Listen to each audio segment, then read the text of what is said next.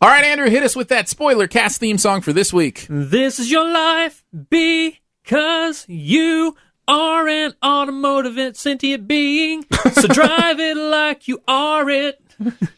Drive it like you are it. Yeah. Very nice. You are it. Very nice. Drive it like you are it. Welcome to the post-pod Sift spoil episode of Siftpop, where the theme song is different every single week because something should still be a surprise. Yeah. We are going to go into spoilers for both Cars 3 and It Comes at Night, although I think we'll spend most of our time on It Comes at Night. Because we didn't really spend a lot of time on it in podcast proper. Jack is still with us from the Horrible Movie Podcast. Jack, Hola. thanks for sticking around. Hello. This is your weekly encouragement to make sure you've seen these movies before you listen to these spoilers for two reasons. One, we think you'll enjoy the movie much better if you're not spoiled. Number two, you're not going to understand a word we're saying if you haven't seen the movie, because Especially It Comes at Night. because we're not going to explain it all to you. We're just going to kind of jump around and do spoilers. Let's start with Cars, since you started us off with the Cars theme song. What is there really to talk about other than the character that we mentioned, who is the sidekick, who becomes The trainer. the trainer becomes one of the Cruz Ramirez, right? Is that her name? Cruz Ramirez. And kind of her story is that she eventually, in the final race, finishes the race for him. Yes. And it's always been a dream of hers, but she has never thought she was able, to do it. She's always had that psychological block of it's just she's not good enough. So Owen Wilson's character's name is Lightning? Lightning McQueen. Okay, Yep. So does he retire? Is he No, he's done? going to keep racing. Okay, he's going to keep racing. They're both going to race for Tex. Tex, what's his name? I think that's what they're doing, yeah. They're Was both Tex gonna a race. prominent character in the Well, other movies? Nah, he's always been in the background. He is Okay. like the premier sponsor of the whole thing. Okay. Right. He is I'm not just name out a sponsor you But wish in the you could have. in the first Apple. in the he is first Apple in the first movie though, he turned Lightning McQueen down, right? because he didn't meet the standards. Right, of- and that's why Lightning McQueen went with Dynaco or whatever it Rusty's was. or whatever it was. And he stuck with Rusty's because Rusty's had always been good to him. By the way, in the movie, Click and Clack from the car show Yeah. play the Rusty's brothers. I didn't realize it until I started looking at the credits. You ever listen to Click and Clack? You No, ever I listen have to the no car idea what show? you're talking about. I just got totally lost. It's Okay. at NPR, or it's like a radio Oh, show. okay, all right. That's kind of interesting. Yeah, very They're always cool. doing that, and people are always calling into their show going, "My car's making a sound," and then they'll rattle off some, "Rrr, rrr, rrr," and they're like, "Well, it sounds like it could be your alternator," or blah blah blah. So That's funny. I guess they drop him as their sponsor, or they sell him off or something. They sold their company. Yeah. So they sold Was that Rusty's. supposed to be a big emotional thing? A little bit of a turn, a a little bit if turn. you know the first Yeah. one, Okay. because they've always been so good to him. And Yeah. I didn't know if that was supposed to be like, no, you can't leave. You've been there forever. And then they were going to come back and kind of save the day. Again, I got so many questions, not like for the world. feel but free to like, ask. Yeah, But like, so I need to know, like, out of all those characters who, were there, like his quote unquote wife, not being very prominent in this movie, was she a very central character Yes. in the other ones? Yes. in one, right? In one, For sure, yeah. Okay. Yeah, absolutely. That whole Radiator Springs gang was the whole central It's cast of the yeah, first it's one. Very Okay. So that's where Mater's from. That's where, Doc Hudson. well, Doc Hudson, had ended up living there. That's the one I'm the most curious about, because he was a huge Yeah. talking point in this movie. Mm-hmm. I guess he trained him whenever he wasn't that good of a racer. Right. And he was like the washed up He was greatest the racer of all mayor, time. but he was the mayor of the first movie, Radiator Springs. Yeah, he was the mayor of Radiator but Springs. But he's also the judge, apparently, because he gets the. That's how it works They have in those the trial towns. of Lightning McQueen in the first movie, and he has to end up pulling the road paver to repave Radiator Springs. That's Yes. part of his training. A trial? Would he get like arrested? Well, He sped through town and broke up a bunch of stuff. Couldn't get back on the interstate from Radiator Springs. Falls in love with the local attorney, who's the Porsche. Okay. So, yeah. typical stuff that happens in movies. I feel like I'm caught up. Good. We can move on now. Yeah. And at the end of the first one, he wins. No. The- Not Rocky. Hey, can I ask a question? Sure. We saw Doc do the jump off the wall, flip over the car, Yes. win the race move. That's what I was talking about with the whole telegraphing. Yeah. Yeah. Yeah.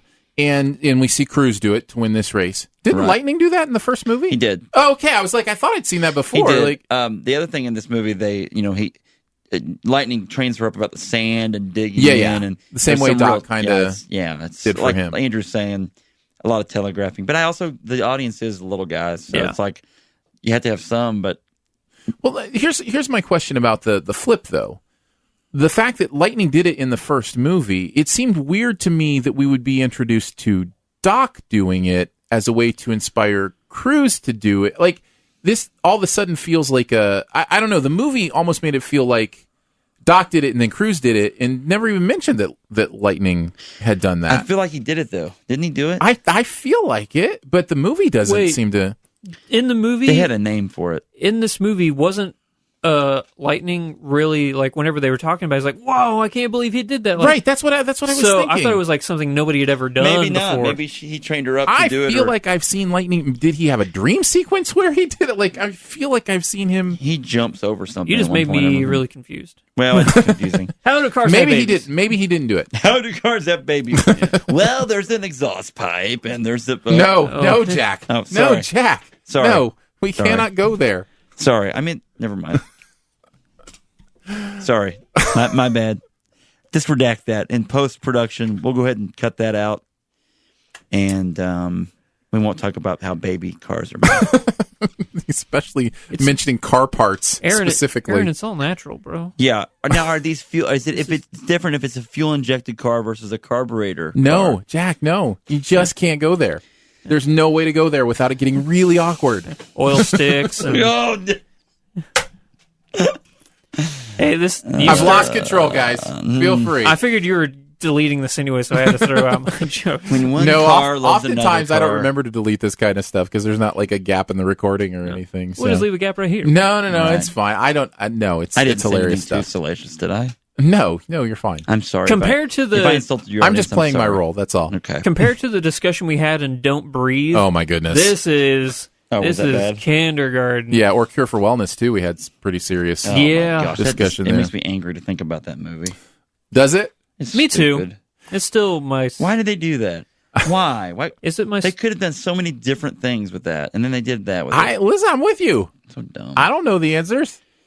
I'd like to be. You know what I'd like to be? I'd like to do 3 or 4 months on a film shooting, and then go through the whole process just to kind of get a feel for it. Yeah, Because you get a little blind, I think, sometimes. my perspective is the fantasy booking kind of thing where, well, they should just do this, and it's not that easy. well, and you know, also you can't steer it that way. and we will get back to spoilers here quickly. But it also is something where you get blind to the impact of your own film because you've seen it in so many different parts in so many different ways and in putting it together. That's why they do test screenings, those kind of things, because they need fresh eyes to look at it and go, did you think about this? Yeah. That Right. kind of thing, because you just can't see that stuff Right. sometimes. And sometimes you get stubborn in your blindness too, where it's like, oh no, this is the movie I want to make. And you don't realize how it's coming across to a fresh pair of eyes. Right. So yeah, it's going to be an interesting thing. Was there anything else about Cars 3 we really wanted to spoil other than that final race? Can't really spoil kids' movies. Well, you can. I thought but- that the Demolition Derby thing was kind of fun. Yeah. I liked it. I thought it was a clever way to. No, I agree. It's a little side story. It's a kids movie too. I mean, at the end of the day, It was a nice little side set piece. yeah. But it still pertained to the story as well. Absolutely. I thought this movie was very good at, staying focused on progressing the story, Yes. on, letting us know how the characters were developing, where they were moving, those kind of things, and to give us, a finish line. The other so to possible speak. villain, you thought it could have been Nathan Oh, yeah, Fillion? yeah. Nathan Talk about that. Fillion's character, Yeah, right? because every now and then he'd do something good, but then he would do something bad. They but left then him he would milquetoast, like he was kind of in the middle. Yeah. just commit. If you wanted to be a good guy or a bad guy. I think that was purposeful. I don't think I think the villain in this movie was Time in many ways. Like that was. I was going to go with Storm. Well, but see, even Storm is. I mean, he's arrogant and he's But a Lightning jerk. McQueen was and- arrogant and a jerk Right. in the first movie. He had to learn from the fine folks of Radiator Springs. So, and I can see a Cars 4 being about Storm. About Or a Lightning McQueen's baby. no, there are no babies in this world.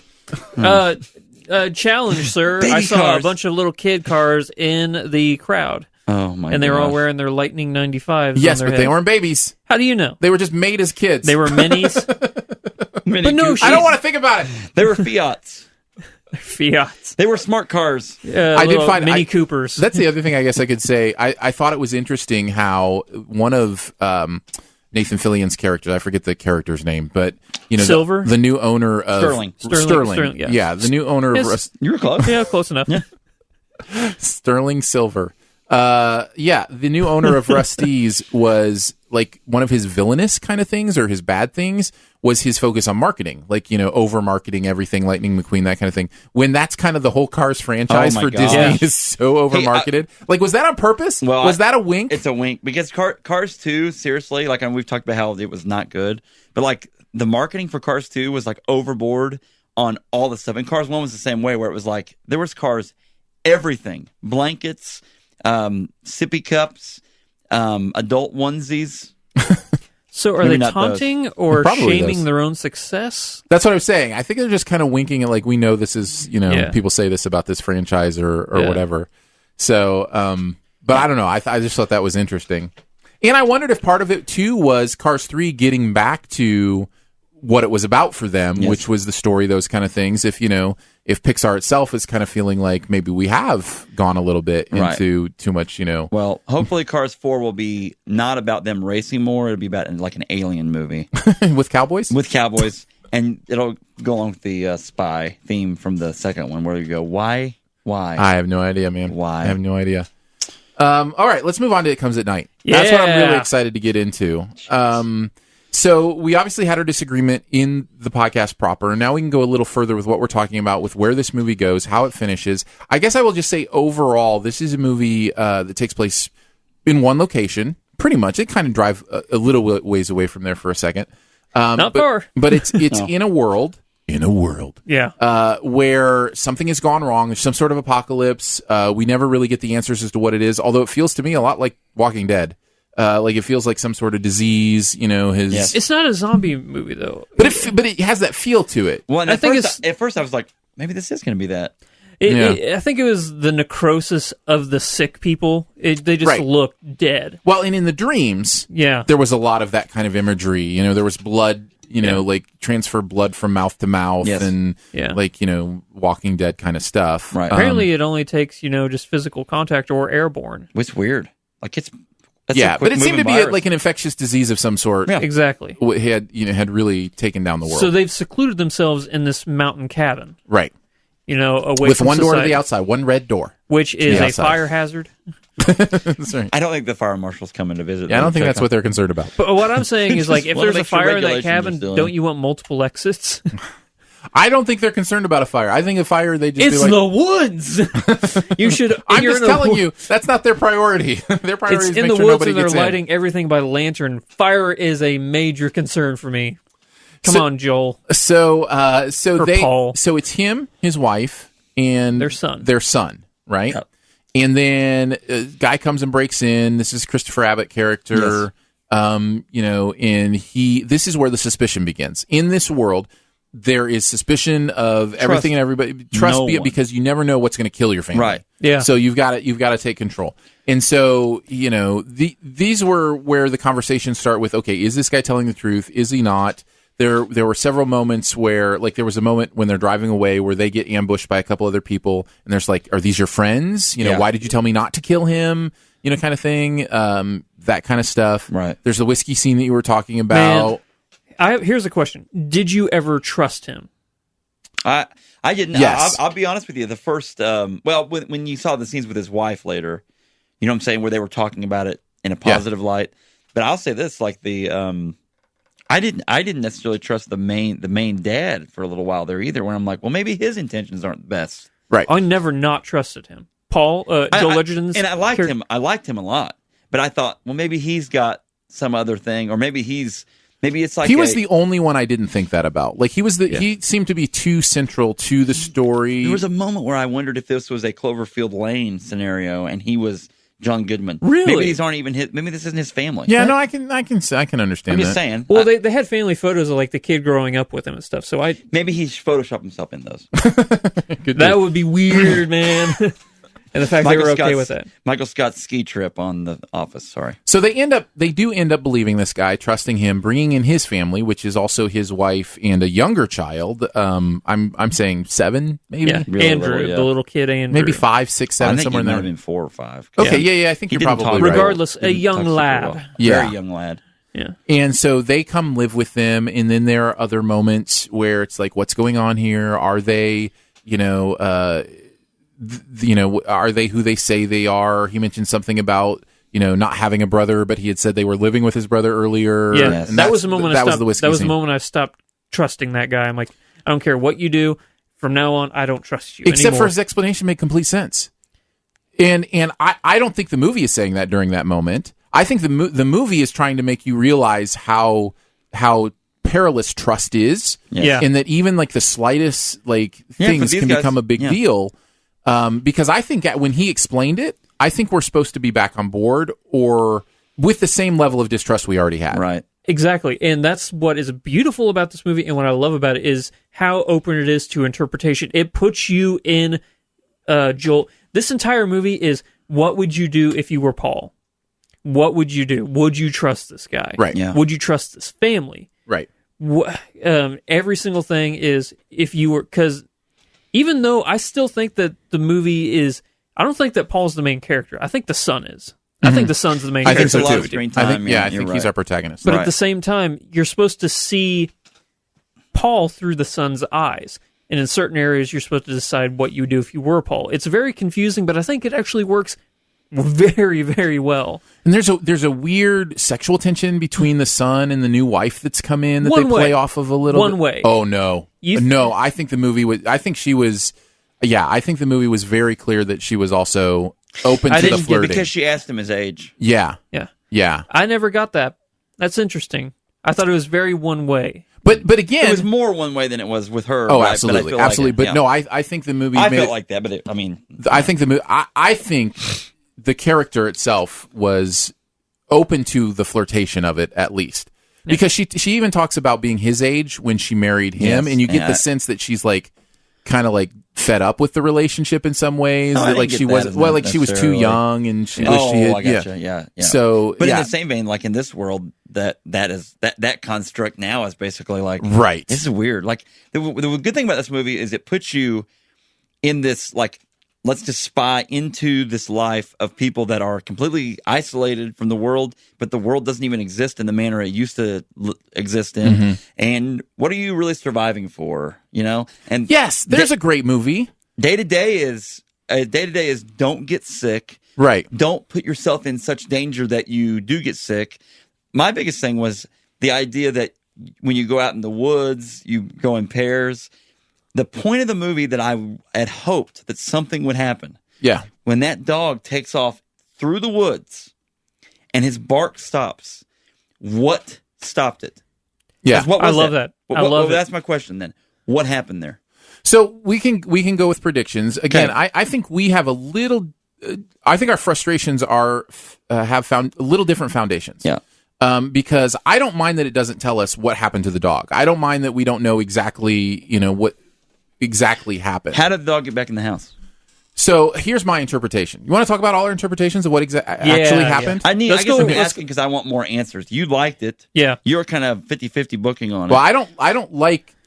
You liked thought it was parts of okay. though. You said thought there it were was- parts of it that are great, and you Oh, said the parts man, of it that yeah. aren't Okay, great. I'm Yeah. curious what you hated about the movie before we go around Yeah. and get into interpretations. Yeah. What did you hate about the movie? It plays into what I hate about the movie, which is no matter what interpretation you get or you give to this movie, the movie itself doesn't have the doesn't take the time or energy to mean something, to say something to you about what your interpretation would have been. So it's not that I don't have the answers about what is the disease, where did the dog go, who actually brought the disease into the house, those kind of things. That's fine. Leave that up in the air. But what you can't leave up in the air are your themes, are your messages, what you're trying to say.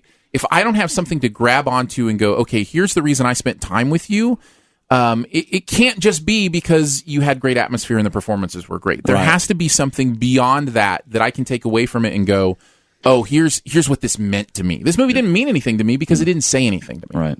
Yeah. Again, I disagree, but yeah, okay.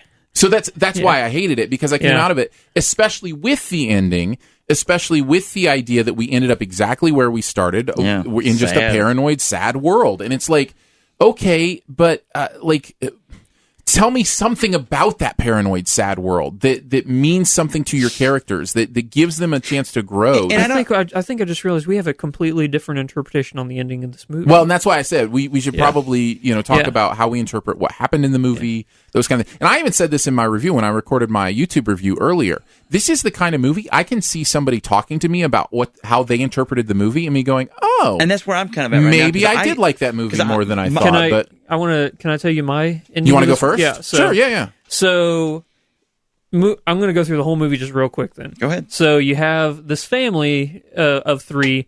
Grandfather dies. Everybody's super suspicious and everybody's super cautious. We don't know how the grandfather got sick, anything like that. Yeah. So they bring in this new family. Again, I don't trust Abbott's character. I forget what his name is. The young family. But you don't trust any of them, or you just don't trust him? I never trusted him. I think that, the wife is just there. Mm-hmm. But I think that he came in with the intentions of protecting his family, possibly by killing Paul and his family and just taking over their house and all their goods and stuff. And this is what I mean when I say that this feels so much like The Walking Dead. It's not even the zombie thing. It's the other people. It's the people Human thing. That's distrust. what this to me felt like it could have been a side episode of The Walking Dead. Absolutely. Yeah. It just felt again, we've been there with so many other things. So what sets us apart?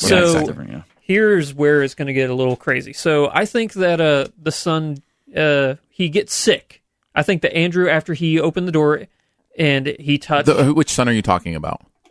Paul's son. I'm going to have to look up names now. Well, you talking about the little kid or... Okay, so I think that Andrew, the little kid, gets sick. Okay. He opens the door, he sees the dog, he touches the dog, he gets sick. That's how I interpreted it as well. So then whenever the other son, which his name is Travis, so whenever Travis takes him back to his bed, he gets sick too. Mm-hmm. Yes. So I think that's what we're supposed to believe. I didn't think that. You didn't think that? Nope. See, yeah.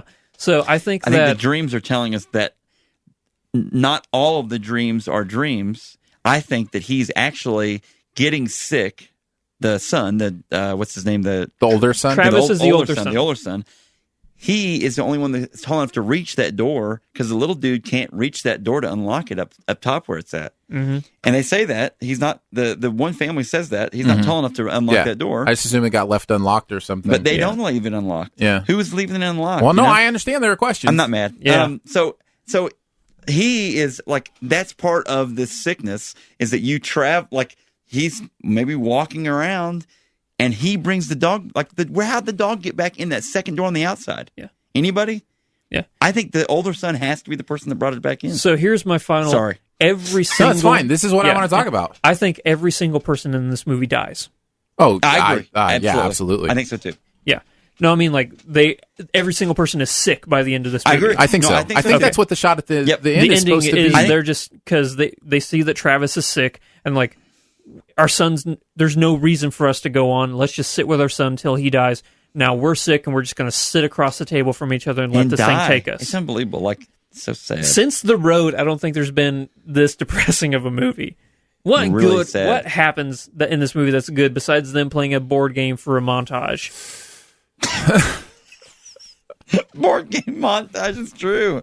They had one of those in 10 Cloverfield Lane too. Yeah, candlelight. Yeah. We're so happy. It's become a staple of apocalyptic movies. The board game montage. Sad. I had pretty much the exact same interpretation of the end. And my problem stems from if there had been an answer as to the primary question of what you believe the older son versus younger son, or just even a hint of some sort. And I wondered if they were trying to do that with that last. Was it a dream where he walked to the door and through the door with the lamp? Was that real? That really happened. And why was that there? I feel what like did you that get mean? sick and it doesn't. It comes at night as the sickness. It is the sickness, right? But then you've got something. If you take the pains to make it about something, then you've got a movie that's saying it's even when you distrust the others, it's often the people closest to you who you should have been looking at. That's something I can hang my hat on. That's something that. But this movie doesn't have the cohesiveness to really express that in some way. Right. I think the theme of this movie is trust. And I think that's a theme, but it doesn't say anything about that. I think it does. And in the sense that, yes, you can make choices based off what you think is a good moral compass, but that can have a ramification for you, even deadly consequences. And I think that the movie's trying to say, can you trust anybody? Can you give up your humanity for survival but still be human. I think that's what the movie's trying to say, because at the end of the movie, whenever he just starts killing people, it's because he realized that I should have just stuck to my primal instincts to protect my family, be darned any other person on the planet, because is humanity more important than survival? I think that's what the movie's trying to say. So. Yeah. No, I guess I can understand that. I just didn't think that was very clear. Yeah, and I was just trying to find reasonings for those things happening the way they did. So in your world, yes, the other family, yes, they're kind of the good guys. They're fine. Yeah, in our family, I think they're fine, and I think we never saw the little kid's eyes. Remember him talking about the little kid's eyes? They may not have been sick at all. Yeah. They may have been trying to get out of there before they got sick. I feel like the other family, the dad may be saying, don't hide his eyes, because he knows, hey, crap may go down here. Bullets might start flying.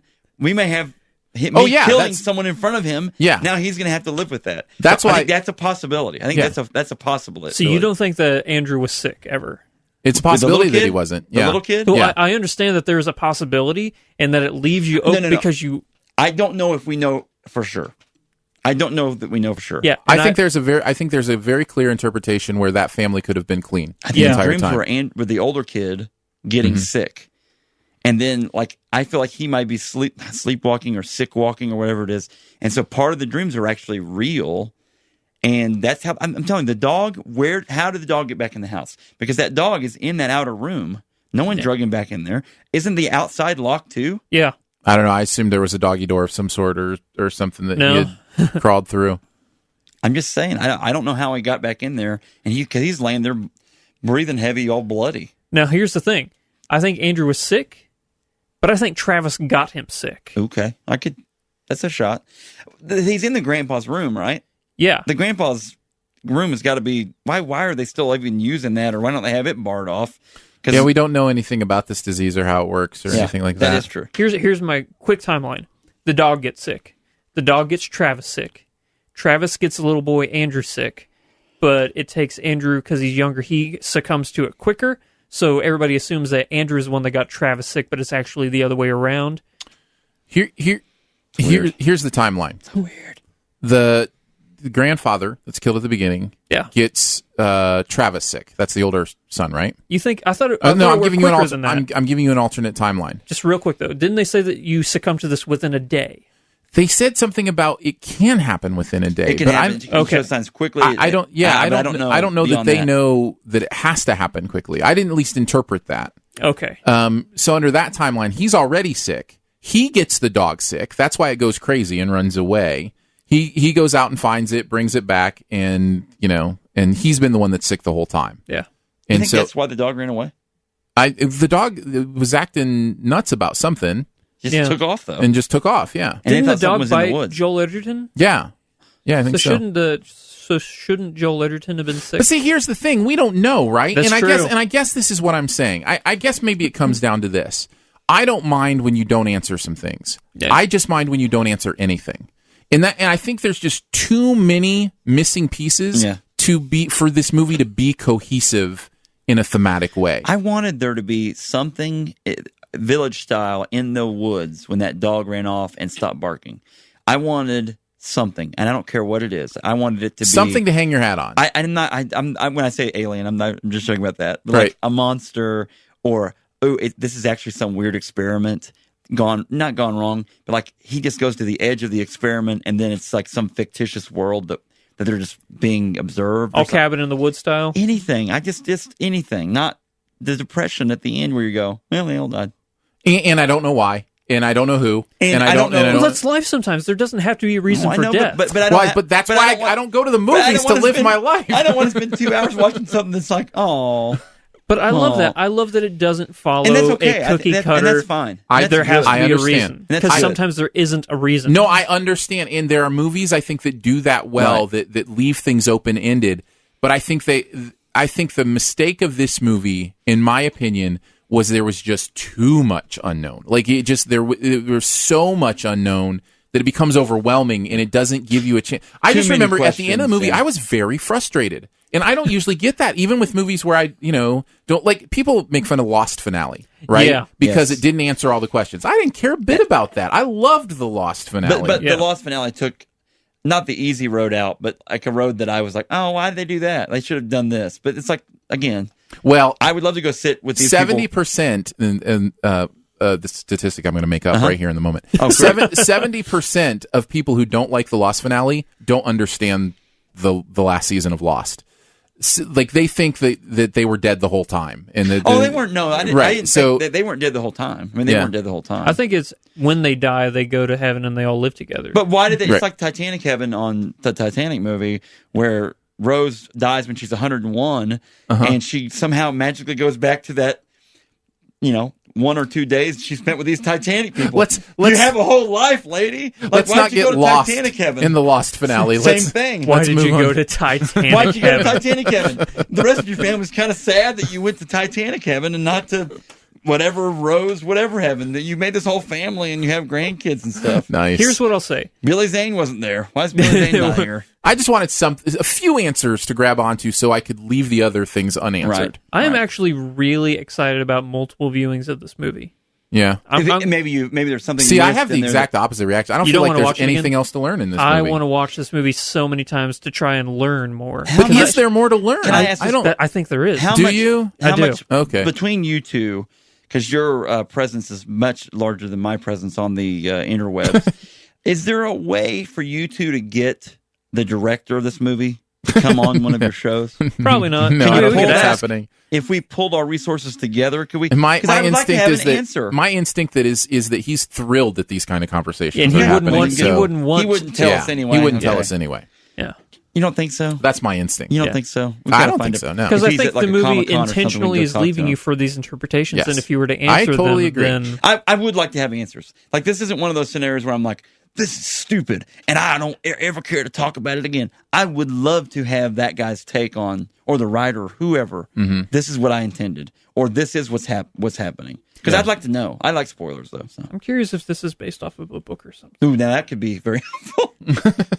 Nope, it's just an original screenplay. And again, I think that maybe I just need plain things. Maybe I just need the meat and potatoes at the end of, and here's what happened, and it's a post-apocalyptic future, and it's actually in the year 3000, and you go over the ridge. You've been in a snow globe the entire time. They're afraid to go over the ridge because they don't know what happens, and they run into a glass wall. And we are a little different than that. I don't need to concretely know what happened. I need a little bit of that. I don't have to have that all the time where it's like, and here's the ending. Here it is, Jack. Right in my face. Yeah. Like, I need a little bit more. I just need enough that I feel like I've invested my time wisely. Well, that's true too. This movie reminds me of Jeff Nichols' movie. Like Midnight Special or Mud. Just a lot of stuff left open to interpretation. And this is like the first big in a movie directorial like debut Mud, for this guy. in a movie like Mud, you know what's going on. Like, you have enough of the world around you to have your footing to know, to understand the characters or what they're going To at least through. interpret it. I just didn't feel in this movie like I ever understood so they say storytelling is about a protagonist who changes. That's the whole essence of storytelling, is how does your protagonist change from the beginning to the end of the movie. And in this movie, I just didn't feel like I had enough to hold on to really understand how any of these characters changed. What happened. I can put myself in their shoes and think about my own experience, but I don't know anything about their experience well enough to grab onto. Right. Don't you appreciate somebody trying to challenge the formula of that? Oh, absolutely. I I'll do always back appreciate that up. that. I Yeah, like I'll that always too. back that up. Yeah. Yeah, and in that way, the movie's. I feel really good about landing right around a C for me, because the movie was at both, in my mind, that exhilarating and also that frustrating. Yeah. And so I like, even though it doesn't really describe how I feel about the movie, this movie really, to me, is an A+ movie and a D- movie. Like, it really is both. But for me, there was a great setup that could have been paid off, and I don't know what that would have been. Like I said, I could throw out a bunch of fantasy book type stuff, but it's like I was actually. I want more answers. I was even more okay with it. I may drive to the director's house. I think I was even more okay with it Hello. until the Travis with the lamp walking to the red door right at the end of the movie. that to me confused everything even more. I think, like for me, that then me just having to fill in some things, I filled it in as he's the cause of the dog coming back in. He's the cause of the sickness coming back in. Yeah. Little dude got sick probably because he's just smaller, and he succumbed to it faster. If he did it all, right? If he was sick at all, because the mom still freaked out like nonstop whenever, which you would if your kid was shot the way he was shot. I think the movie's totally different if that scene actually answers that question. If that scene actually is him, That's just my only. right? No, I know. My only thought that to fill in gaps, because that's just how my brain has to check off the boxes of a movie, or a story, and that's all I can come up. That's all I can come up with, other than just going maybe not. Yeah, listen, great art gets reactions, and it did get reactions. Absolutely gets reactions, and then that's really cool about this. And so in that regards, this is great art for maybe sure. Maybe I can't put this on our podcast now. No, I don't think you can. I mean, I don't think you could qualify this as a horrible movie. No. I just don't. If someone brings, I will give you this warning. If someone does bring it to me and say this, I probably will talk about it. So if it ends up on my show, well, I won't bring it to you. I gave this movie a B+. I can just tell you. I can tell you for sure that there are people who will hate this movie, yes, and there are people who will love this movie. And my expectation was a little more gore. Maybe that's why.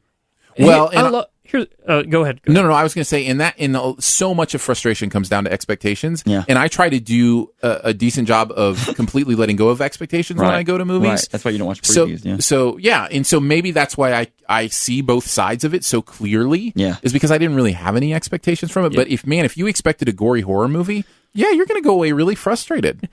So you don't watch any marketing. Granted, the marketing doesn't give anything away. Yeah. What did you think this movie was going to be about?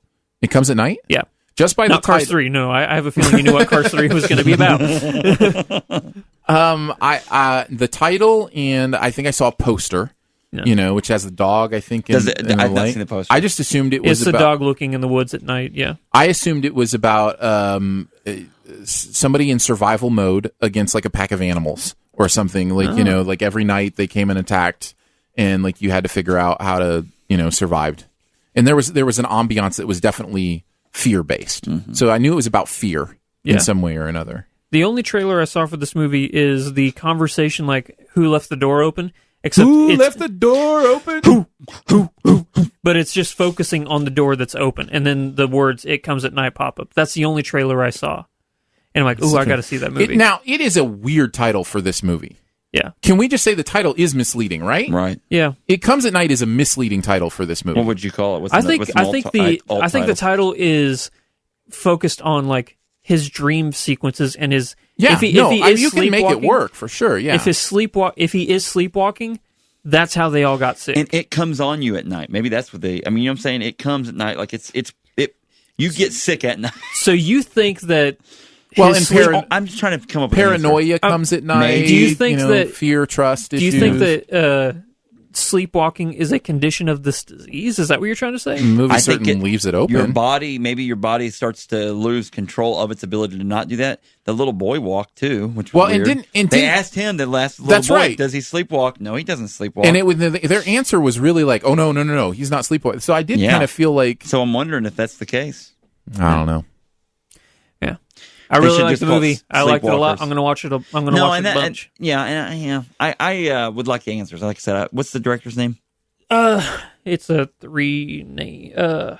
2 seconds. Sorry. You're fine. It is Trey Edward Schultz. I'm gonna see if he has a MySpace, and I'll get on MySpace and try to. Well, MySpace is only music now. I think I would have titled it something with the word trust.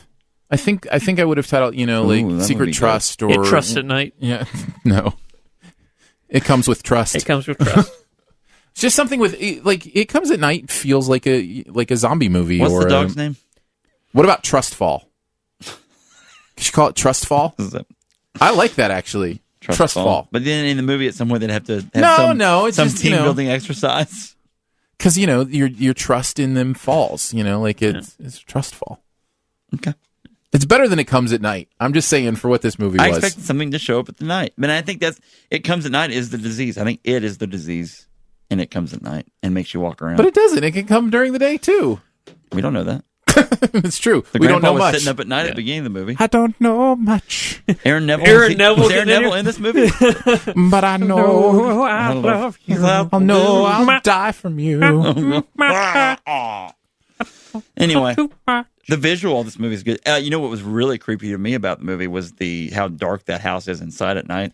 The windows are all boarded up. Yeah. He's walking around halls that are really dark. It's like I'm just ready for anything to It was so creepy. come It busting was through the wood so well paneling. done. That creaky house. Amazing. Yeah, there were several scenes that were so well done in this Absolutely, movie. I agreed. Yeah. So anyway, That whiskey scene, that's still my favorite scene in the whole movie. that was probably that could have been a great turning point of the movie. Yeah. It was a turning point. Because Well, that's when I officially it stopped was- trusting Will. That was But the- you don't know that the movie wanted you to stop trusting him. Well, Oh, it totally was. No, yeah, it- because that because wasn't the a guarantee. dad Paul is his name. Paul breaks off that conversation pretty darn quick. Yeah. Like he's like, I'm done Yep. now. He's like- hey, what's yeah. Yeah. I think that is a big turning point in the movie true. where you're supposed to It's a you shot. either to make a decision. Are you going to keep trusting Will after this? Yes. I think Yes, that is a, no, I think you're confronted with a decision there. I just Yeah. don't think the movie takes a stance. No. This movie, there is no legs in this movie at all. You just flop around. But That's I what love, I'm saying. But, yeah, but I think the difference. I totally get that's what you're saying. I think the difference is I love that of the movie and Sure. you don't. Right. Yes. So- I think that sums it up very, Yeah, very I succinctly. just wanted some monster or something.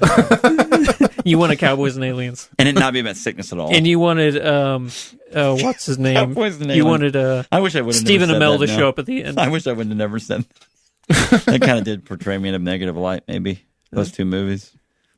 Well, I you know. love Aaron. I love it so much. Whenever you, me, and a guru, we all have different opinions on a movie because it makes for fantastic conversation. It was. No, I love the debate. I, unlike you, am not interested in seeing it again, but I am interested in hearing more opinions. It's stuff I missed. I just don't think there's a lot to recapture in watching the movie again. But I don't know. You don't know what you missed until you see what you missed. So maybe true. I'm I wrong. don't think we ever spent this much time discussing and spoilers on that There's movie. just not a lot of there's no clear concrete answers. You know, like at the Well, end, and they that's- didn't and go, that's it was obviously actually intentional. A demon from a parallel Well, and that's universe. obviously intentional. None of us are arguing that was a mistake for Right. filmmakers. No, I I mean, think like that was an error on their part. You know, Right. it wasn't like they were like, Right. "Oh, we forgot to give answers." No, it was obviously Every decision intentional. was very meticulously yeah, thought out. Yeah, for sure. And A24 makes great movies. So Oh man, you know, they do. And if nothing else, we can agree on, it's good to keep taking shots like this. Yes. And we even said this last time when you were on with Cure for Wellness. We even said that a little bit about Cure for Wellness. It's good to keep making the effort to be different. And I do think that even when you don't, it doesn't work in that completely. movie. I think that there was a shot of being a decent movie in that movie. Which one? Cure for Cure Wellness? for Wellness. Yeah. Well, yeah. this one, I really think that about this movie. Yeah. I just feel like it's like, what? Like not enough answers for me. I think it is valuable to confront the frustration that many people will leave this movie with. Yes. Understand what that's about, and understand that will make a bad movie going experience for some people, and to get that out there. Yes. And at the same time, to say it's different enough and weird enough that if it's your thing, like it's Anders' thing, you may have a great time at this Right. movie. I think both things are really important to say. Yes. So, Yeah. make up your own mind and let us know. Absolutely, yeah. That's it, guys. Great Okay. job. Good work. If you want to let us know, you can certainly contact us, feedback@siftpop.com. My Twitter is Aaron Dicer, @Aaron Dicer, if you want to tweet at me there. We will be back next week with spoilers on Transformers for the Sif Spoil. than me, Not sure if yes. Christian is going to stick around, chat spoilers with us or not. Depends on kind of his schedule, but hopefully we'll... He's a busy man. he is a very busy man, but we'll check you next week either way, and until then... Go see Cowboys and Aliens. Really underrated film. I Yeah. think Almost as true. underrated as Teenage Mutant Ninja Turtles. Yeah. It's great stuff. Shadow. Shadows. It's just really good stuff. Shadows. TMNT Shadows. TMNT Shadows. TMNT